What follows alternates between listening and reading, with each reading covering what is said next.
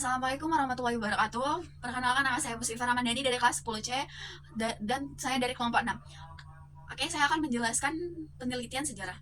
Berikut topik yang akan saya bahas yaitu pertama metode sejarah, kedua langkah-langkah penelitian sejarah, ketiga sumber sejarah, dan keempat perkembangan historiografi. Apa itu metode sejarah? Metode sejarah merupakan suatu sistem produser yang benar untuk pencapaian kebenaran melalui tahapan heuristik, kritik, interpretasi, dan historiografi. Oke, kita akan lanjut ke langkah-langkah penelitian sejarah. Penelitian sejarah adalah tindakan yang dilakukan oleh sejarawan dalam merumuskan peristiwa sejarah melalui teknik pengumpulan data dan kritik sumber secara sistematis, sehingga peristiwa sejarah menjadi benar-benar valid tanpa terpengaruh subjek lainnya. Secara umum, penelitian sejarah dilakukan dengan tujuan menguji analisis sejarah melalui serangkaian tahap. Ada 5 tahap, yaitu pertama, pemilihan topik, kedua, heuristik atau pengumpulan sumber, ketiga, verifikasi kritik sumber, keempat, interpretasi atau penafsiran, kelima, historiografi atau penulis sejarah. Sumber sejarah adalah sesuatu yang secara langsung atau tidak langsung memberikan informasi tentang fenomena atau peristiwa pada masa lalu. Menurut Mahali, dalam bukunya yang berjudul Pengantar Ilmu Sejarah Indonesia, sumber sejarah adalah segala sesuatu yang berwujud dan tidak berwujud serta berguna bagi penelitian sejarah Indonesia sejak zaman purba sampai sekarang. Sumber sejarah berdasarkan sifatnya. Sifat sumber sejarah itu ada 2. Sumber sejarah primer adalah data utama yang diperoleh langsung dari subjek dan objek penelitian.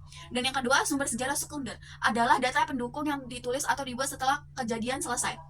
Oke, kita akan masuk ke sumber sejarah berdasarkan bentuknya. Sumber sejarah berdasarkan bentuknya terbagi menjadi 2, yaitu sumber benda adalah sumber sejarah yang diperoleh dan pengingatan sejarah seperti candi dan patung sumber benda. Dan kedua, sumber tertulis.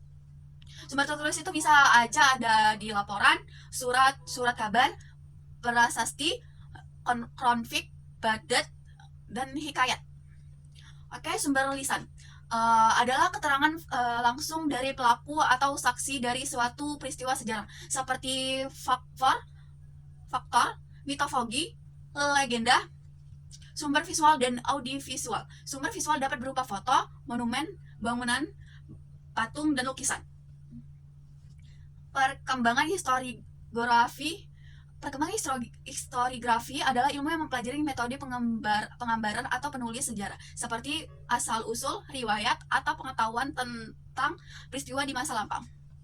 Historiografi tradisional merupakan penulis sejarah yang dimulai dari zaman Hindu sampai masa masuk dan berkembang Islam di Indonesia.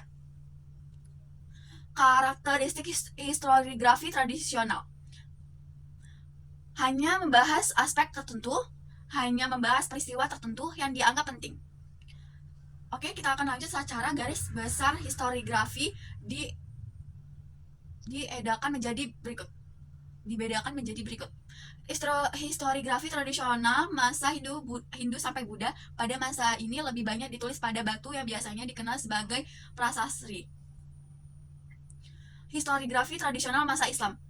Pada masa ini penulisan peristiwa sejarah ditulis dalam kitab-kitab. Historiografi kolonial. Historiografi kolonial merupakan sejarah bangsa Belanda di Indonesia. Dan kita akan melanjutkan ke historiografi modern. Setelah revolusi kemerdekaan Indonesia, usaha penulisan secara nasional semakin banyak yang bertujuan untuk mengganti dan merevisi berbagai penulis sejarah yang dilakukan. Oke, kita akan lanjut berikut penulisan historiografi modern yang benar. Pertama, ada menggunakan dinamik masyarakat Indonesia dari berbagai aspek kehidupan yang kemudian dapat dijadikan bahan kajian untuk memperkaya penulisan sejarah Indonesia. Oke, yang kedua, pendekatan multidimensional dengan cara menggunakan teori-teori ilmu sosial. Dan ketiga, penulisan sejarah dengan cara yang konversional. Dan keempat, tidak hanya mengubah pendekatan dari Eropa sentris menjadi Indonesiantris.